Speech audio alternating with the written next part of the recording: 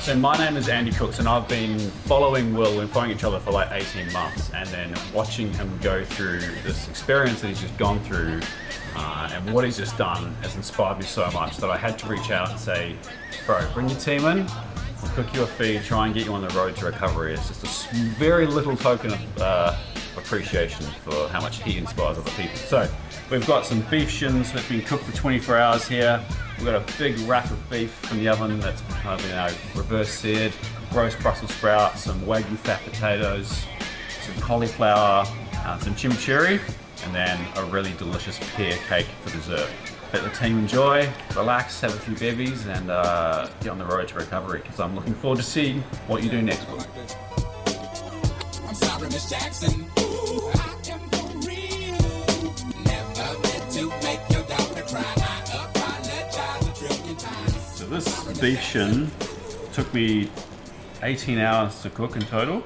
So real low and slow with lots of bone broth and heaps of garlic and cherry tomatoes and thyme, salt, and then we just slow roast it for like 12 hours overnight, and then rest it for ages, and then back in the oven just to reduce the sauce and to get a bit of colour on the outside. We tried cooking with quite a bit of love for Will while we could, right? We did. Yeah. We did. I feel like the most love was Don D's burritos, though. I swear those things are on another level. So every 11 kilometers we would stop and cook a meal for Will. 11 Ks. Every 11 Ks, yeah. We should take about Yeah. That's a lot of cooking. Which would take about an hour and 20 minutes. Yeah. So we would stop, get all the drinks ready, and then right to figuring out what was next. I think that's what caused the most pressure and sort of controversy in the team. Just having to constantly think of food to cook him and keep it like enough variance to keep him happy. You know what I mean? Because it gets so boring. Yeah, I think even just like, how many calories was he eating a day? About 7,000, I think. We did a full day of eating, and it totaled out to 7,600. That's He's so burning like hard. 9,000. No way. 9,000 calories a day, roughly. So he was losing weight still. And some of the stuff wasn't the best food. We tried to feed as much whole food as possible, but he has to snack as well. Yeah. And then he like has cravings for donuts and things like that. So we were constantly surprising him with cakes and things like that. To brighten up the day. Yeah. If we could. We'd just try to get creative and be like, okay, what could be something that give them a little just fun, different interaction. Yeah. I guess that's the beauty of food, right? Yeah. Right. Can do something to. It's nostalgic. It gives you memories. It's history. His dad was giving him all the nostalgia because he was making all the stuff from when he was a kid. Yeah, Tuna sandwiches and Yeah, things like that. yeah. Had come out. We had some fun though, eh? Like cooking. He was also saying, I reckon Don D's love burritos. D, The best one. man. We would call them collabs, so we would get together and like, who wants to collab on a dish? And just go so- at it. We bring the strengths together. Like someone will do the meat, and then someone will do the like noodles or the eggs or the. It'll be fun, man. The burrito was the winner, but the noodle bowl. The noodle bowl was good too. The burritos went down a treat, and then the Do you noodle know, bowls were a popular Do you choice. know meringues? Yeah. We did them, but we cooked up like some steaks and a fried egg on top. And when we gave it to him, he was like, "Oh, that was the best thing I've ever had out of a And window then before." anytime we asked him, we're like, bro, you want a noodle bowl? He's like, Sleep. Then you get woken up at 4 in the morning. It's just the master at work. done for you, know. There's a lot of love in this food. 5 hours or No, 6 this hours is made rather with than love 7 or 8. and So that was the true whole craftsmanship, isn't it?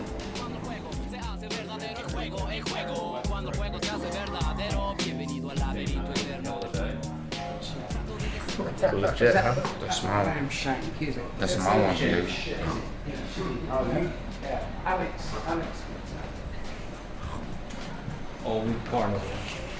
This is my entree. I am in heaven. Look at that. We went from Unreal. Yeah. We've gone to absolute 5-star. Maybe 10. Hey, our food was pretty good, I reckon, on the thing, on the buses. To be fair, you didn't think so?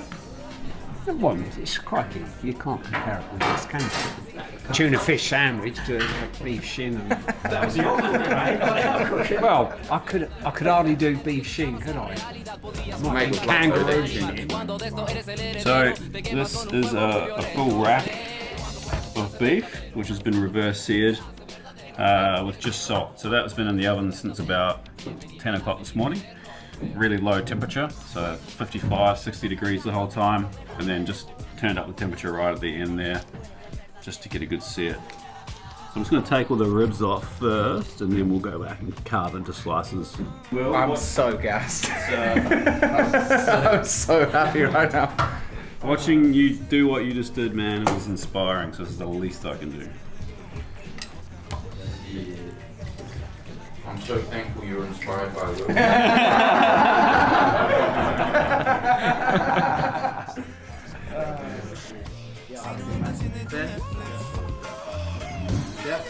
No, I'm good, thanks, brother. I don't drink. How's it feel being here in the kitchen, in the flesh? Yeah, it's pretty surreal. I mean, I've been a fan of Andy's for quite a while. So, yeah, I've watched him do this a lot.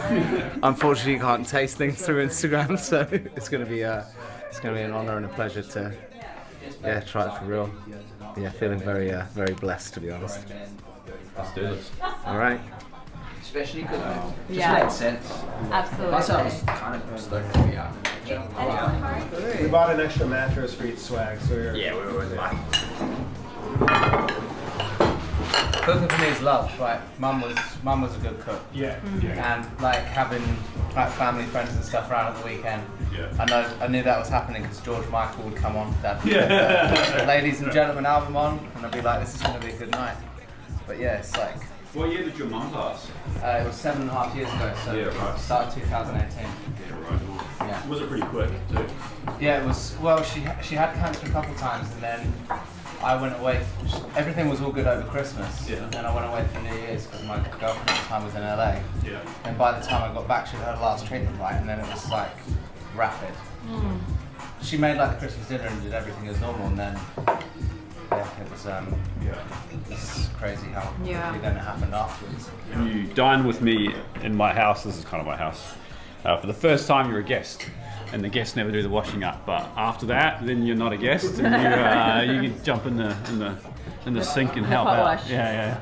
If you make the second invite, then The thing is, if you've got hot water, I would wash all of this up. Trying to wash up with, A little bucket and well, less than that, you know, and you can't heat it up. Graham would have to boil the kettle, yeah, and then he had the whole system and wash up from that. yeah. Did you ever eat a penguin? Yeah. British version of Tim Tam. Yeah, right. Tim Tam's the British, the Australian version of Bro, penguin. send them a package with Yeah, I some will do. penguins and we have to get you to do a test on them. Okay. Penguin. I've been outnumbered in my own country.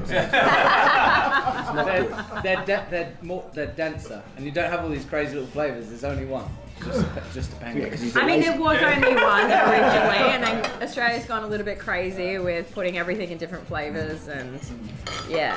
They're so good. The but classic not Tim quite Tam penguin. is great. Well, that was shit. Those are Dutch cream potatoes from Victoria. It's a good time of the year to eat potatoes in Australia. And then, so you boil them until they're pretty much cooked. Do you boil them from cold water or hot water? Cold water, okay. Bring them up to a boil and cook them till they're almost completely fully cooked. And then drain them, shake them off, and then I put them back in the fridge. Cool them completely in the fridge for 5 or 6 hours. And then maybe 2 hours ago, I pulled them out of the fridge, covered them in Wagyu fat and tossed it. And then put more Wagyu fat in the oven and got that hot. Then you put the potatoes that are covered in fat in the oven with the hot fat, 200 degrees, and leave them in there for 45 minutes. Graham, man. Fortunately, Diego filmed it, so you can watch it. Graham's gonna be the master. Just need lots of Wagyu Let's go to the YouTube channel.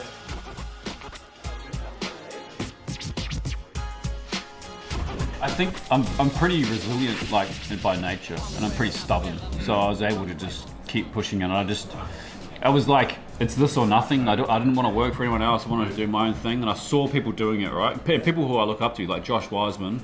I was like, you know, I was a fan of his. I was watching his stuff. I'm like, if he can do it, I can do it. And now I'm good friends with Josh, which is kind of crazy. But yeah, it was just like, just keep going, keep posting. So I said, for the first 3 months, I'm going to post 2 videos a day on TikTok. Oh, so you just had a thing in your mind that I'm just going to fucking do it, man. Went for it, yeah. Once you said it, that's probably why you really respect Will, because he just fucking was, I'm going to finish this shit. When he sets his mind, he does it. But that's what you done, man. That's We got 1 million followers on TikTok in 6 months. So. And you got through all those 2 a day? You just got them done? Yeah. We did 2 a day, and then after 6 months, we're down to 1 a day. I posted a reel every day for over 2 years. We don't do that much anymore. Yeah, we do. Was there days where you were like, I don't want to fucking do it, and you just did it, bro? That's sick. Yeah. And you just like gotta post. There was days I was working as well, so I got this job at Kilcoy, the beef company, running their test kitchen. So I'd go in there and work all day. And then I'd come home and I'd cook dinner for the family because we were living with Caitlin's parents. So I'd cook dinner, I'd film it, and then I'd just I wouldn't even eat it. I'd just take the food with me and I'd take the camera and I'd edit the footage because I posted at 9 p.m. every day. And then I'd just edit it and then post it. I wanted to run from Istanbul, where it crosses to Europe, to Lisbon in Portugal, but take my time, not do fucking 100 Ks a day, just do like maybe 40 or 50. You'll be 100 kilos when you finish. But try But try and fit in along the way, like meeting local people and then going to cook or learn to cook with whoever's in Istanbul for the first day, and then you obviously make your way down. I can't remember what the first country is. Then you're in Greece, then you go up Croatia, and then I'd go over the top of Italy and we'd go all the way down and round. I might go down a little bit, and trying to add in some like information, travel, tourism, and basing it around food because you need fuel to run. So why not fuel yourself from like the local cuisines and stuff? Ginger cake. Yeah. So this my right hand Sarah made this for us. She's a bit of a rock star. Some ice cream there. Help yourself to the ice cream. Thank you very much. Crikey, that's a double portion. Look, I won't have to watch me weigh. I won't be offended if you don't finish it all, but I will judge you. So this is a pear and ginger cake. It's autumn here in Australia now, so a very autumnal flavour profile. Well, that's a really big piece of. Thank you. You'll like an archie pad. Yeah. These are the pears here. They're called. I'm not an Olympic athlete. I'm not training to do the 400 meters as fast as possible. I'm running so slowly all day, every day. So if I saw 7:30, I was like, that's good. Yeah. Sometimes it would get down into the 6s, but just. You're fast though when you're not doing this stuff. Not that fast. I've got like a 2:50 marathon, so in the grand scheme of things, it's not. Well, it's not for what now, I do. It was. Running's funny though, man. Like when I first started running, probably over 10 years ago, I was running with the guys from Hunter Running Club, which was like one of the first kind of running clubs in Australia, like social running clubs. But there was a bunch of those guys that were like 2:45 runners, and those guys were fast back then. But that's like going sub 3 now. It feels like everyone goes sub 3 now. It's mental. It's like, and running a sub 3 hour marathon is not easy. Like, not easy at all. Yeah. But it's the disparity between that and the people that are close to the front. Is an hour. Well, It's so wild how much faster they are. And when you see it in real life, you see on TV and it's like, oh yeah. You see Kajobi or whatever do is, it's like. You see people testing like, I'm gonna do Kipchoge's speed for as long as possible, and they'll get like 4 minutes in and then bail out and smash their face on a treadmill. Yeah, I can't run 1 mile that fast. No. I've tried for a long time to break 5 minutes on the mile, and I just can't. Like 5:03, 5:04. They're running 4:45, 4:50 per mile for a marathon. 26 times in a row. Fuck. That was well class. Thank you so much. I really appreciate that. It really is. So cool. You can connect with anyone, and thank you. Hopefully our travels bring us together again. Yeah, I'm sure, bro. How was that experience, Will? What did you think about it? Yeah, it was well class. Yeah, don't really. You saw it all in there. It was real beautiful experience. First 12 out of 10. First 12 out of 10. Deserved it too. Yeah, it was class. Nice to sit down and chat, have a big dinner table. Like, that's my idea of a really nice time. So, thank you guys. Really appreciate it. Our pleasure. Yeah.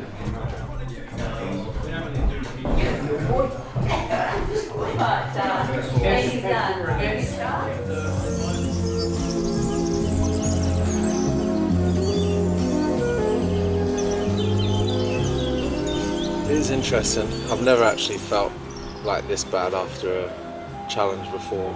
I've kind of just got back into the swing of things a little bit. Or like, I don't know, even after the US, I think the next day I went and spun my legs out on a bike, and whilst I got like tired quite quickly, this has been somewhat sustained. When we finished, it was kind of all action. Went straight from finishing into like lots of interviews and stuff. So I think I was riding off adrenaline still. And then we went to Monaco for the F1, which was obviously amazing. But again, it was, well, you were there, it was pretty chaotic. We arrived here, what was it, like 3 nights ago? And I think as soon as I arrived, my body and mind was like, sweet, alright, now you're fucked. So I've been sleeping like 12-13 hours every night. I'm really slow. I've got like no energy whatsoever. And whilst you're in the challenge, it's easy for me to be like, push everything down and be like, no, I'm fine, or I'm gonna muscle it out, but I can't muscle it out here. I'm really stiff. My back feels horrible all day, and ironically, like, I can't stretch because stretching hurts. I've got 0 flex. Let me try and stretch.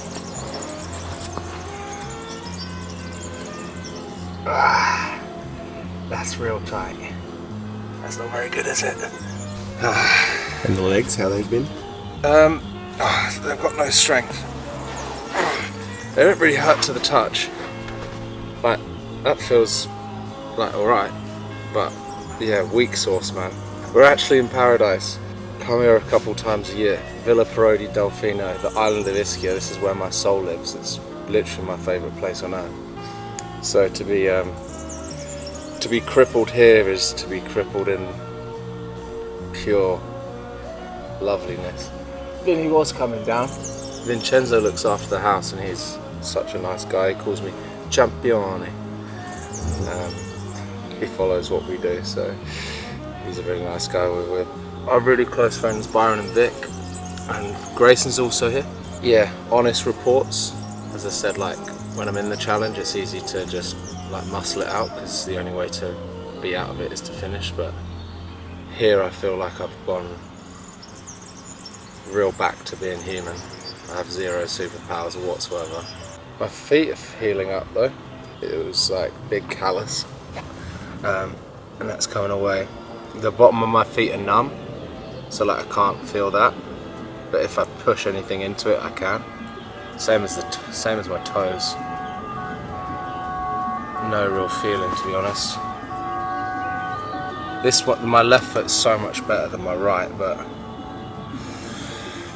yeah, there's some things to improve, certainly. It's nice to be able to be honest.